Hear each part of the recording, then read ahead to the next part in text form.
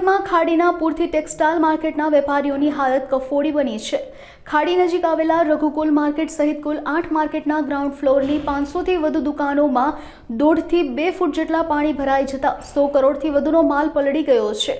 પાણી ભરાતા વેપારીઓને માલ ખસેડવાનો પણ અવકાશ ન મળ્યો હોવાના આક્ષેપ કરવામાં આવ્યા હતા। પલળેલી સાડીઓમાં દુર્ગંધ બેસી જતા ₹2000 સુધીની નંગના ભાવે વેચાતી સાડીઓ હવે ₹100 પ્રતિ કિલોના ભાવે વેચાઈ રહી છે, કારણ કે 1 કિલોમાં ફક્ત 2 થી 3 સાડીઓ જ આવે છે। વેપારીઓ પોતાની દુકાનોના પેસેજમાં દોરીઓથી બાંધી પંખા મૂકી સાડીઓ સૂકવવા મજબૂર બન્યા છે, જેના કારણે રઘુકુલ मार्केटનો पेसेज आज धोबीघाट जेवो देखाई रह्यो छे।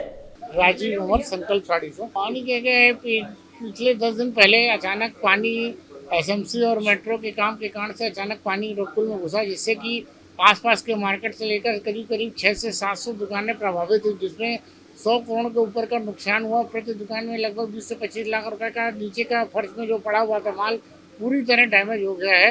जो आज किलो के भाव से धोबीघाट की तरह आप देख ही रहे हो कि मार्केट के 10 दिन बाद भी स्थिति क्या है, आपके सामने स्थिति है।